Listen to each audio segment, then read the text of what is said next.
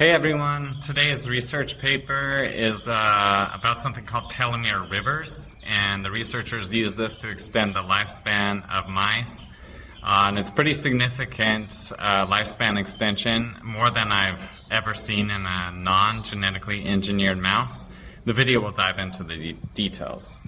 Today, we're diving deep into what might be one of the most extraordinary papers in longevity research I've ever come across.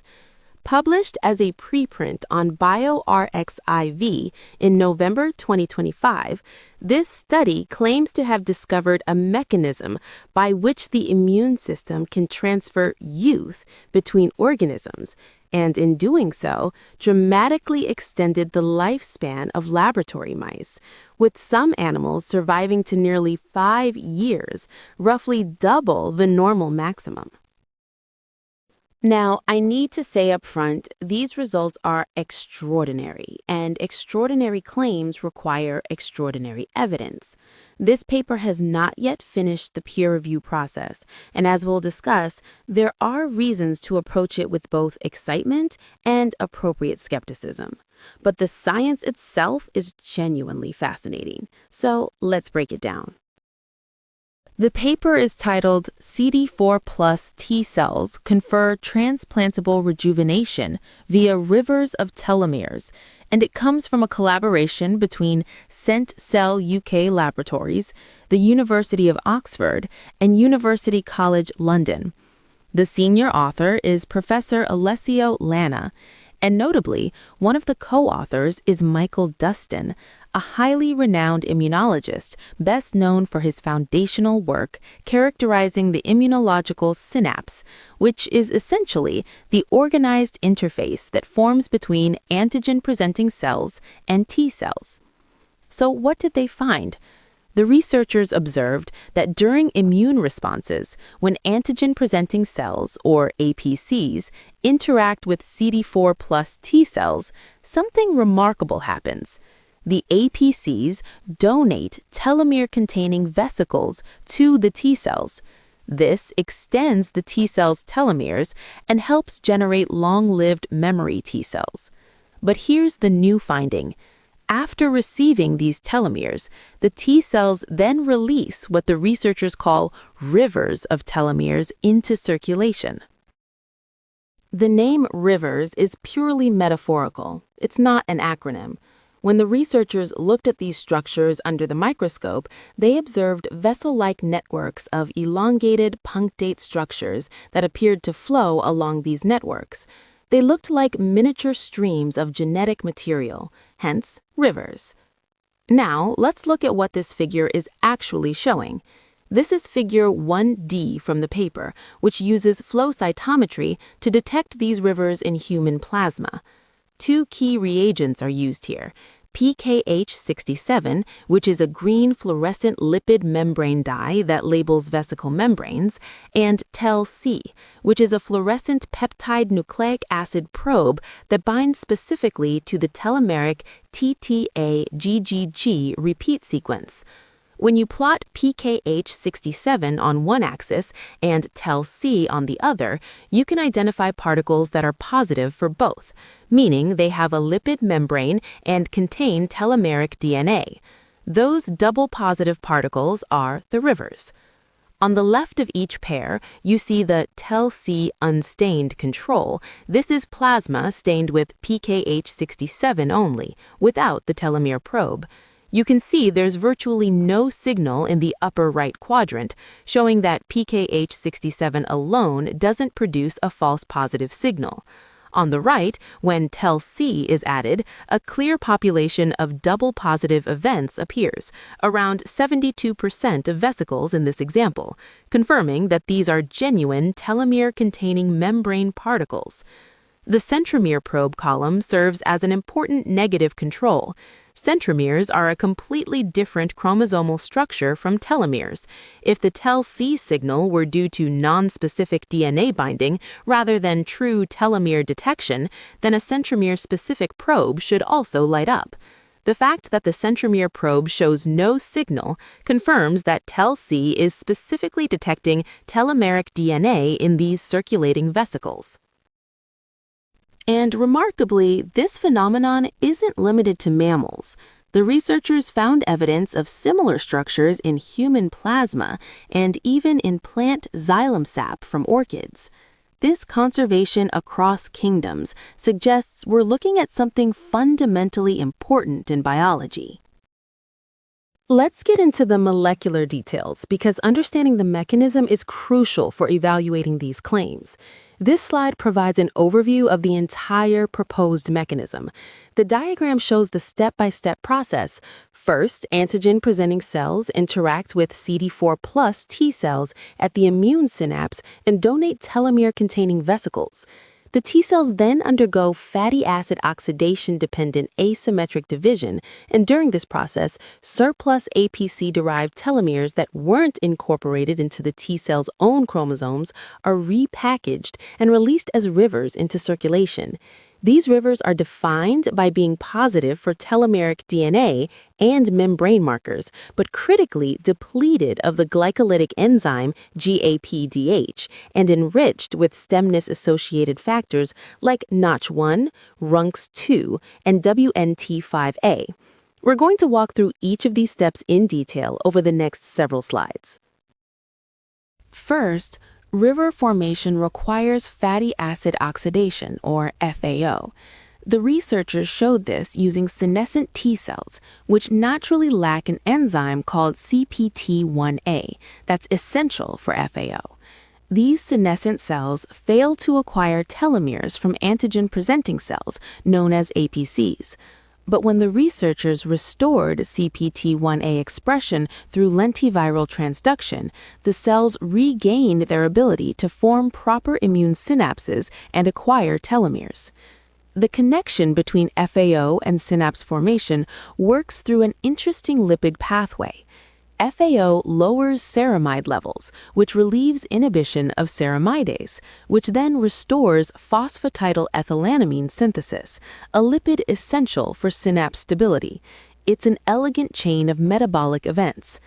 Looking at this slide in more detail, the 3 microscopy images on the left show senescent T cells forming synapses on planar lipid bilayers after treatment with different lipid metabolites from along that ceramidase pathway.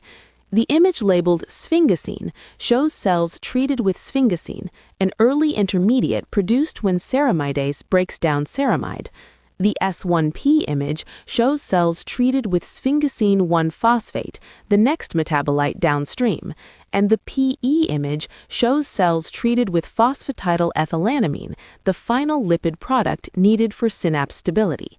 Notice that only PE treatment produces a bright, tightly centralized TCR cluster, the focused dot you see in that image, while sphingosine and S1P treatment fail to rescue proper synapse formation. The scatter plot with all those dots shows CD3 fluorescence intensity for each individual synapse across the different treatment conditions.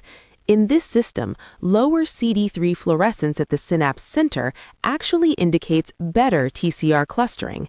The paper notes that functional synapses are characterized by centrally accumulated TCRs with lower CD3 fluorescence intensity, which is the hallmark of a properly organized synapse on these bilayers. You can see that only PE values are comparable to the non-senescent TREL positive control from Fig 2a. The key message is that of all the metabolites in this pathway, only the final product PE, not the upstream intermediates sphingosine or S1P, can rescue proper synapse formation in senescent T cells. Now, a quick note on the marker being used here. Throughout this paper, we've been talking about CD4 T cells specifically, so you might wonder why the scatterplot axis says CD3 fluorescence rather than CD4. CD3 is a signaling complex that's present on the surface of all T cells. Both CD4 and CD8 T cells carry it. It's actually part of the T cell receptor complex itself, so when you measure CD3 clustering at the immune synapse, you're directly measuring how well the TCR is organizing at the contact point. The researchers use CD3 here because they're assessing synapse quality, how tightly the TCR clusters are forming on the bilayer, rather than identifying which subset of T cell is present. CD4 tells you the cell type. CD3 tells you how well that cell's receptor is functioning at the synapse. That's why it's the appropriate marker for this particular experiment. The researchers modeled antigen-specific telomere transfer using planar lipid bilayers. Antigen-loaded APCs released telomere vesicles in response to TCR-positive vesicles, but only when FAO, where FAO stands for fatty acid oxidation, ceramidase signaling had been restored in the senescent T cells, similar to non-senescent controls. Peptide-deprived APCs largely fail to release telomeres, confirming strict antigen dependency. FAO flux restoration also lengthened telomeres in recipient T cells, establishing FAO as a driver of telomere transfer at the immune synapse. Let me explain the groups in the bar charts on this slide. TERL stands for early differentiated T cells. These are CD27+, CD28+, CD4+ T cells that are still young and metabolically healthy, serving as the positive control. T-sen stands for senescent T cells, CD27-, CD28-, CD4+ T cells that have lost CPT1A and cannot perform fatty acid oxidation.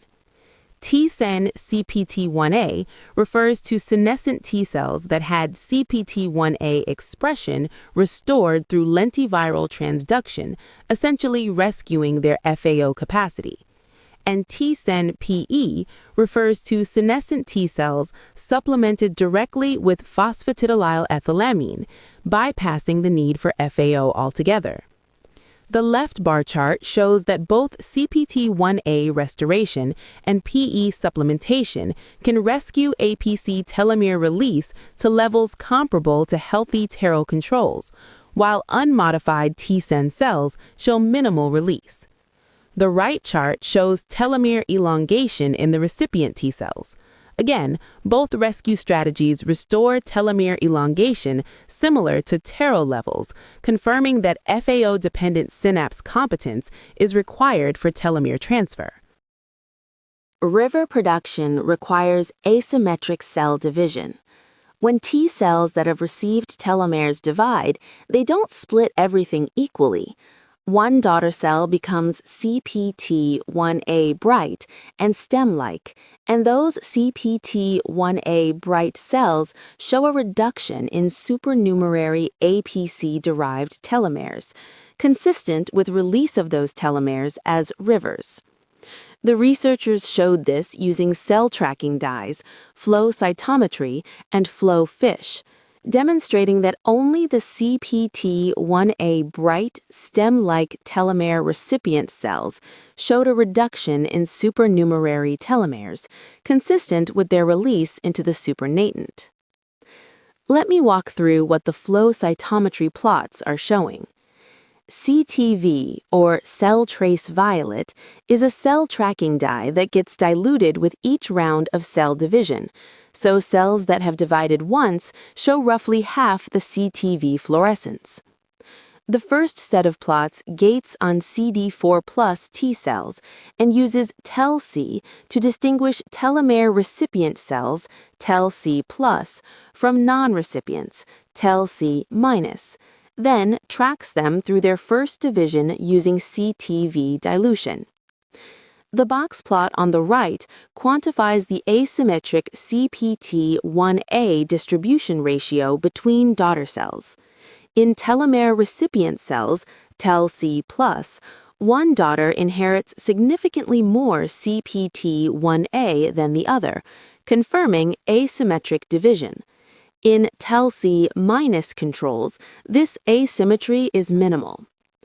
Below that, the histogram overlays labeled CPT1A for CD4 low and CD4 high daughter cells show the two metabolic populations that emerge after asymmetric division.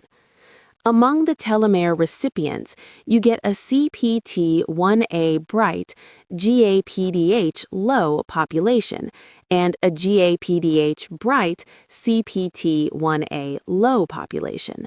These are the two daughters with distinct metabolic fates. The CPT1A bright cells are the stem-like cells that retain their endogenous telomeres but shed the surplus APC-derived telomeres as rivers. Rivers have a very specific molecular signature. They're depleted of glycolytic enzymes, particularly GAPDH, but enriched in stemness factors, Notch1, WNT5A, RUNX2, and beta-catenin. The researchers performed comprehensive proteomics using both data-independent and data-dependent acquisition mass spectrometry, identifying 1,159 proteins in total. The analysis revealed a clear pattern: downregulation of glycolytic enzymes and upregulation of entire signaling pathways related to stemness. This GAPDH depletion turns out to be essential. When the researchers tested APC telomere vesicles that retained GAPDH, they failed to rejuvenate recipient mice. Only the GAPDH-depleted rivers could do so. A quick note on the mass spectrometry methods used here. DIA, or data-independent acquisition, analyzes all peptides in a sample simultaneously across predefined mass windows. It's comprehensive and highly reproducible, making it ideal for comparing two complex samples. DDA, or data-dependent acquisition, selectively fragments the most abundant peptides in real time. It's better suited for identifying specific proteins in purified complexes. In fact, this slide shows results from both methods. The heat map on the left uses DIA to compare the full proteome of rivers versus APC telomere vesicles, while the scatter plot on the right uses DDA applied to Tel-C biotin immunoprecipitated telomere complexes pulled directly from human serum. That DDA approach is what confirmed the GAPDH low stemness enriched signature of rivers in vivo. Now, an important clarification about terminology that can be confusing. Telomere vesicles and rivers are two distinct things in this paper, even though both contain telomeric DNA. Telomere vesicles are the original particles released by APCs. They are GAPDH high and contain glycolytic enzymes but lack stemness factors. Think of them as the raw material. Rivers, by contrast, are what CD4 T cells produce after they receive those APC vesicles, undergo asymmetric division, and repackage the surplus telomeres with stemness factors. Rivers are GAPDH low and enriched in factors like Notch1, RUNX2, and WNT5A. So rivers are the processed, rejuvenation-competent product, the APC telomere vesicles that have been through the T-cell factory and come out the other side transformed. The heat map on this slide shows exactly this contrast. Rivers shown in yellow on the left versus telomere vesicles in black on the right, with glycolytic enzymes depleted and stem-related proteins enriched in the rivers. The researchers sorted rivers from the serum of young immunized mice using fluorescent-activated vesicle sorting, selecting for particles that were positive for a lipid membrane dye, PKH67, positive for telomeric DNA, and negative for GAPDH. They then transplanted these rivers subcutaneously into aged recipient mice that were 20 months old. Now let's talk about what happened when they actually tested these rivers in aged mice. 1 year later, when the mice were 32 months old, river-treated mice showed marked rejuvenation across multiple organs: brain, liver, lung, kidney, and heart. Senescence-associated beta-galactosidase activity was reduced. Let me walk through the experimental groups shown in the bar graphs. Young refers to 3-month-old mice serving as the youthful reference. They show the lowest beta-galactosidase activity, as expected. APCs no AG means the aged mice received antigen-presenting cells that were not loaded with antigen. Without antigen stimulation, no proper T-cell response occurs, so no rivers are produced. APCs plus AG is the key treatment group. Aged mice received antigen-loaded APCs that triggered CD4 plus T-cell activation and river production. CD4 depleted means aged mice had their CD4 plus T cells removed before receiving antigen-loaded APCs. Without CD4 plus T cells, rivers cannot be generated. And AD blocker refers to mice treated with anti-LFA1 antibody, which blocks the asymmetric division step required for river formation. The results show a clear pattern across all 5 organs examined, with 3 of the organs shown on this slide. Only the APCs plus AG group showed significant reduction in beta-galactosidase activity, bringing levels close to the young reference. The CD4 depleted and AD blocker groups looked essentially the same as untreated aged controls, confirming that both CD4 plus T cells and asymmetric division are required. Beyond beta-galactosidase, the extended data figures in the paper also show reductions in the SMAC senescence complex, P16 Inc4A expression, and the inflammatory cytokine IL-6, both in tissues and in serum. Importantly, the river-treated mice also showed measurable telomere elongation across multiple organs, along with reactivation of Notch1 signaling in liver, kidney, and brain. Expression of P16 Inc4A, a key senescence marker, decreased. IL-6, an inflammatory cytokine associated with aging, went down. And critically, they observed measurable telomere elongation across multiple organs. The bar chart on this slide shows telomere length measurements across multiple organs, expressed as change in base pairs relative to an old baseline.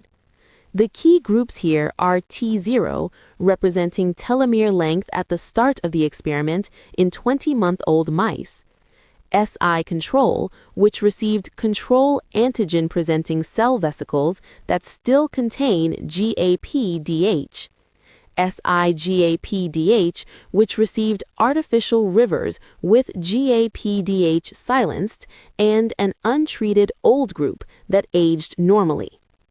The striking finding is the difference between SI control and SIGAPDH.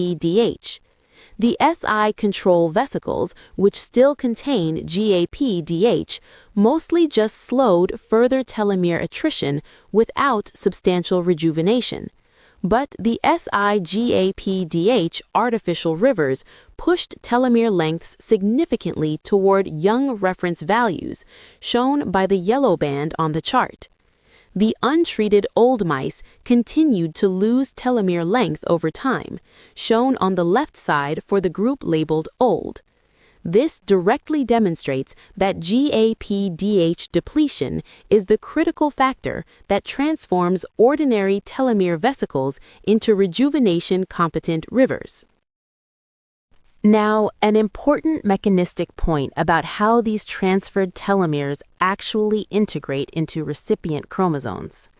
In this preprint, the researchers performed a key experiment where they knocked down RAD51 in APCs before they produced telomere vesicles that were transferred to T cells. RAD51 is an enzyme involved in homologous recombination, a DNA repair process where strands find matching sequences and exchange them. Since telomeres are long repeats of the TTA-GGG sequence, transferred telomeric DNA can align with a recipient cell's existing short telomeres and recombine with them. What they found was striking. When RAD51 was knocked down in the APCs before vesicle production, the resulting telomere vesicles lacked RAD51 enzyme. Without RAD51 delivered alongside the telomeric DNA, the transferred telomeres failed to integrate into the T cell's chromosomes. Instead, the unincorporated telomeres were released in even greater quantities as rivers, roughly 4 times more than controls. This is actually how the researchers confirmed that rivers are composed of surplus APC telomeres that weren't used by the T cells. This RAD51-dependent integration mechanism was first characterized in the group's 2022 paper in Nature Cell Biology, where Lanna and colleagues demonstrated that antigen-presenting cells donate telomere vesicles to CD4 T cells during immune synapse formation, and that integration of those telomeres into T cell chromosomes requires RAD51-mediated homologous recombination. That peer-reviewed study established the foundational biology that this preprint builds upon. Now, when it comes to the tissue-level telomere elongation the researchers observed in organs like brain, liver, and kidney after river transplantation, the paper does not directly test the integration mechanism at the tissue level. However, the siRAD51 experiment tells us something important. It implies that RAD51 travels as cargo inside the vesicles, alongside the telomeric DNA. It's a self-contained delivery system. The vesicle brings both the new telomere segments and the enzyme needed to integrate them. So when rivers reach somatic tissues, they're presumably delivering the full package, telomeric DNA plus the recombination machinery to install it. If that's the case, it would mean recipient tissues don't need to supply their own telomere extending machinery, neither telomerase nor RAD51, because everything arrives pre-packaged in the river itself. That's part of what makes this system so appealing for potential therapy. It could work in tissues that naturally lack telomerase activity, which is most adult human tissues. But formal demonstration of RAD51 dependent integration at the tissue level remains to be done. Perhaps the most translatable finding is that the researchers figured out how to bypass T cells entirely and create artificial rivers directly from antigen-presenting cells. The method is surprisingly straightforward. They isolated APCs from young mice, transfected them with siRNA, small interfering RNA, to silence GAPDH, labeled the telomeres with fluorescent probes, and then stimulated the cells with ionomycin, a calcium ion transfer, for about 18 hours to induce vesicle release. The resulting vesicles were then sorted. This has obvious implications for scalability. If rivers can be manufactured from donor cells in a lab setting, you wouldn't need to harvest and process each patient's own T cells. Now, you might wonder why bypassing the T cells is such a big advantage, since either way you're starting with donor cells that need to be isolated. The key difference is manufacturing complexity. To produce natural rivers through the T cell pathway, you need to isolate APCs, load them with antigen, co-culture them with CD4 T cells to form immune synapses, wait for antigen-specific T cell activation and telomere transfer to occur, then wait for the T cells to undergo asymmetric division, and finally collect the rivers they release. That's a multi-step biological process with many potential failure points. Successful immune synapse formation, proper antigen recognition, correct metabolic programming, and functional asymmetric division all have to go right. With artificial rivers, you skip the entire T cell pathway. You isolate APCs, silence GAPDH with siRNA, stimulate vesicle release with ionomycin, and sort the resulting GAPDH depleted vesicles. It's a much simpler, more controllable manufacturing pipeline. You don't need antigen-specific T cell responses, you don't need to wait for cell division, and you can potentially produce larger and more consistent quantities. This is analogous to the difference between harvesting a natural product from a complex biological ecosystem versus engineering it directly in a streamlined in vitro system. Remarkably, these artificial rivers from the antigen-presenting cells were actually more potent than natural rivers from T cells. They induced greater telomere elongation and tissue rejuvenation. The researchers suggest this is because the artificial silencing of GAPDH was so efficient that it created vesicles with an extremely high purity of stemness factors. The slide shows representative photographs from Figure 4F of the preprint comparing the physical appearance of mice that received SI control vesicles, which are regular APC telomere vesicles still containing GAPDH, versus mice that received SI GAPDH artificial rivers. The SI-GAPDH mice show visibly improved fur quality, leaner body composition, and a more youthful overall appearance. The researchers scored this objectively. 9 out of 10 mice in the SI-GAPDH group displayed a clear rejuvenated phenotype, compared to 0 out of 10 in the SI control group. While mouse photographs can be somewhat subjective, the stark 9 out of 10 versus 0 out of 10 scoring provides a compelling quantitative measure supporting the visual difference. And now we get to the headline numbers that make this paper so extraordinary. The researchers performed adoptive transfer experiments where they took CD4 T cells from young mice, old mice, or rejuvenated old mice, either treated with a drug called DOS that activates FAO, fatty acid oxidation, or transduced to overexpress CPT1A. They transferred these cells into aged recipient mice and then vaccinated them to trigger river production. Rivers from young or rejuvenated T-cell recipients were then isolated and transplanted into aged mice, about 5,000 particles per animal, given as a single dose. A quick note on terminology. DOSjuv refers to CD4 T cells from old mice that were rejuvenated ex vivo using a drug called DOS before being transferred into aged recipients. We'll explain exactly what DOS is on the next slide. Now, looking at the flow cytometry plots on this slide, you see 3 conditions: young T cells transferred, left, old T cells transferred, middle, and DOSjuv T cells transferred, right. Tel-C on the y-axis detects telomeric DNA, and PKH67 on the x-axis labels membrane vesicles. The numbers in each plot, such as 1637, 558, and 1187, indicate the count of circulating river particles detected. Young and DOSjuv transfers produce abundant rivers, while old T-cell transfers produce far fewer.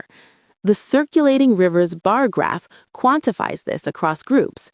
Young and DOSjuv T-cell transfers produce roughly 20,000 to 40,000 particles per milliliter of serum, while old T-cell transfers produce very little above the transfer-free background. The CPT1A overexpression control in another part of the figure, not shown on this slide, confirms this same restoration of river production. The percent GAPDH bar graph on the far right is equally revealing. It shows that rivers from young and DOSjuv donors contain only about 2 to 5% GAPDH, confirming they are genuine GAPDH depleted rivers. In contrast, the few telomere-containing particles from old donors retain about 25 to 30% GAPDH, indicating that aged T cells cannot properly exclude glycolytic enzymes during river formation. This is consistent with the overall thesis that aging impairs the river production machinery. Before we look at the survival data, let me briefly explain what DOS is, since it comes up repeatedly in the lifespan experiments. DOS stands for Disruptor of SMAC, where SMAC refers to the cestrin MAP kinase activation complex. This complex accumulates in senescent T cells and essentially locks them into an aged, dysfunctional state by keeping stress kinase signaling, particularly p38 MAP kinase, constitutively active. The DOS compounds are not described in molecular detail in this preprint itself, but related patent filings and a companion paper from the same group characterize them as cyclic short peptides designed to bind cestrins and dismantle these SMAC complexes. By breaking apart the complex, DOS restores downstream metabolic programs associated with youthful T cell function, including, critically, fatty acid oxidation via CPT1A. In this preprint, when you see DOSjuv on the survival curves, that refers to CD4 T cells that were rejuvenated ex vivo with DOS before being transferred into aged recipient mice. The authors use it as a tool to ask if you reset aged T cells back to a more youthful metabolic state, can they then produce functional rivers just like young T cells do? And the answer, according to their data, is yes. It's worth noting that Professor Lanna is the sole inventor on the DOS patent and CEO of Sentcell, the company developing it, so this is very much a proprietary compound tied to the same group producing these results. The results, river transplants, extended median lifespan by approximately 17 months. Several mice survived to nearly 58 months. Let me put that in context. Standard laboratory mice of this strain, C57BL/6, typically live about 24 to 30 months. An extension to 58 months is nearly double the normal lifespan. For comparison, calorie restriction, one of the most robust life extension interventions we know, typically extends mouse lifespan by 30 to 40%. This is claiming close to 100% extension. If we try to translate this to humans, and I want to be very clear, this is purely speculative, it would be roughly equivalent to extending human lifespan to 150 or 160 years. However, there are some aspects of these survival curves that deserve careful attention and will likely be refined before final publication. One notable feature is that mice in the control group begin dying before the 20-month intervention point, while the treatment groups, by definition, only include mice that survived to 20 months to receive the intervention. This creates a visual discrepancy that can make the treatment effect appear larger than it may be. A cleaner presentation would restrict the control cohort to mice that also survived to the 20-month time point, so that all groups start from the same baseline. Additionally, the survival curves in the main panel of Figure 5b use an unconventional graphing style with diagonal line transitions between steps rather than the standard Kaplan-Meier format of strictly horizontal and vertical lines. This makes the curves harder to interpret and has generated some confusion in the field about the actual number of death events. Standard Kaplan-Meier presentation would make the data much easier for reviewers and other researchers to evaluate. To be fair, these are primarily presentation issues rather than necessarily problems with the underlying data. The authors might reformat the survival curves for the final peer-reviewed publication.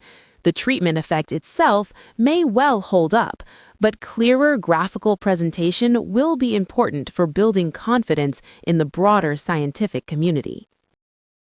Now, Figure 5b actually contains two survival plots, and this second one is worth examining separately. The inset plot in the figure shows a distinct experiment labeled transferred particles, comparing just two groups, SI control versus SIGA-PDH. This ties back to the artificial rivers workflow we discussed earlier, where antigen-presenting cells are transfected with siRNA against GAPDH to produce GAPDH-depleted vesicles that mimic natural rivers. The SIGAPDH group, the artificial rivers, shows a clear rightward shift in the survival curve compared to SI control vesicles, indicating longer survival. This is important because it suggests that even without going through the full CD4 T cell pathway, simply engineering GAPDH depleted telomeric vesicles from antigen-presenting cells can produce a comparable lifespan extension. If that holds up, it has significant implications for manufacturing. You wouldn't need to do adoptive T-cell transfer and vaccination. You could potentially produce a cell-free therapeutic product directly from donor APCs. How much would something like that cost? This is speculative, but based on analogous cellular therapies, cost estimates might range from around $15,000 for an off-the-shelf allogeneic product to potentially $400,000 for a fully personalized approach. One interesting observation in this inset plot is that some mice in the SI control group, which received GAPDH-containing telomere vesicles rather than artificial rivers, survived to around 42 months. That's quite extended for a C57 Black 6 mouse, which typically lives 24 to 30 months. This could suggest that even GAPDH-positive telomere vesicles have some life-extending properties, just not as potent as the GAPDH-depleted artificial rivers. The paper does note that regular telomere vesicles have a minor age-delaying effect, as shown in the organ-level data, where SI control vesicles slowed telomere attrition without producing full rejuvenation. Ideally, this inset plot would also include a true untreated control group, mice that received no vesicles of any kind, to clearly distinguish the baseline survival curve from any vesicle-mediated effects. As with the main survival plot, clearer Kaplan-Meier formatting would also help the field evaluate these results more readily. These are points that will likely be addressed during peer review. It's also worth emphasizing that all of these life extension results were achieved with a single treatment. The mice received one dose of approximately 5,000 river particles and were then allowed to age until natural death. No repeat injections, no booster doses. That makes the magnitude of the lifespan extension all the more striking. It also raises an obvious question. What would happen with multiple treatments administered at intervals throughout the animal's life? If a single dose can extend median lifespan by roughly 17 months, it's tempting to speculate that periodic river therapy could push the boundaries even further, though of course that remains to be tested experimentally. The authors did not explore repeated dosing in this study, and it's possible that diminishing returns or immune complications could emerge, but it's certainly one of the most compelling follow-up questions this paper raises. Now, let's talk about limitations and gaps, because there are some important ones. The paper does not report RNA profiling of rivers, and extracellular vesicles often carry RNA cargo, so it remains plausible that rivers contain RNA molecules, but that has not been shown here. Whether that RNA contributes to the rejuvenation effect is unknown, and characterizing it would be important for both understanding the mechanism and for safety assessment in any future clinical translation. Second, this is a preprint. It has not completed the peer review process. The peer review process for a paper making claims this dramatic could be extensive. Reviewers may request additional experiments, replication in larger cohorts, or independent verification. Third, there are significant conflicts of interest to consider. Professor Lanna is the CEO of Sentcell Ltd, the company set up to commercialize this technology. He holds patents on both the drug DOS and methods to generate artificial rivers. This doesn't mean the science is wrong, but it does create substantial financial incentive for dramatic results. Fourth, while the underlying biology of telomere transfer was established in a 2022 paper in Nature's Cell Biology, which was peer-reviewed, the magnitude of the lifespan extension reported here is unprecedented and will face intense scrutiny. If these findings hold up, and that's a significant if, what would it mean? The researchers frame this as an immune-driven quorum-sensing pathway for systemic rejuvenation. The idea is that CD4 plus T cells don't just fight infections, they also coordinate the distribution of youth-promoting signals throughout the body. Aging, in this framework, is partly a failure of this transfer system. This is fundamentally different from approaches like senolytic drugs that kill senescent cells, or from constitutive telomerase expression, which some argue carries cancer risk. RNRs represent a potentially transplantable cell-free therapy that delivers rejuvenation signals systemically. The manufacturing pathway using artificial rivers could theoretically be scaled using standard biotechnology techniques, similar to how mRNA vaccines or CAR-T therapies are produced. Let me unpack that term quorum sensing a bit, because it's borrowed from microbiology and may not be familiar to everyone. Quorum sensing is a communication system best known in bacteria, where individual cells release small signaling molecules into their environment. As a bacterial population grows, the concentration of these molecules increases. When it reaches a threshold, essentially when enough bacteria are voting that a quorum has been reached, the entire population switches behavior in unison. For example, activating biofilm formation or virulence genes. The key idea is that individual cells coordinate a collective response based on population-level signaling. The authors are drawing an analogy here to what they observe with CD4 plus T cells and rivers. Just as bacteria use quorum sensing to coordinate group behavior, the authors propose that CD4 plus T cells, after being activated by antigen and producing rivers, are essentially broadcasting rejuvenation signals throughout the organism. The quorum, in this case, would be the population of activated T cells generating enough rivers to reach tissues body-wide. When the immune system is young and functional, this telomere river production is robust, maintaining tissue youth across the community of cells. As the immune system ages and T cell function declines, this quorum sensing-like coordination breaks down, and tissues begin to senesce. It's an evocative framework. The idea that aging is partly a failure of immune communication rather than just cellular wear and tear. So, where does this leave us? I think the honest answer is cautiously fascinated. The underlying biology, that antigen-presenting cells transfer telomeres to T cells, has been established in peer-reviewed literature. The mechanism proposed here for river formation involving fatty acid oxidation and asymmetric division is biochemically coherent. The comprehensive proteomics supporting the unique molecular signature of rivers is compelling. But the lifespan extension numbers are so far beyond anything else in the field that healthy skepticism is warranted. We need to see this replicated by independent laboratories. We need to see the peer review process complete. And ideally, we'd want to see RNA characterization and longer-term safety data. This is exactly the kind of research that makes science exciting. Bold claims backed by sophisticated experiments with potentially transformative implications. But it's also exactly the kind of research that requires the most rigorous verification before we can accept those claims.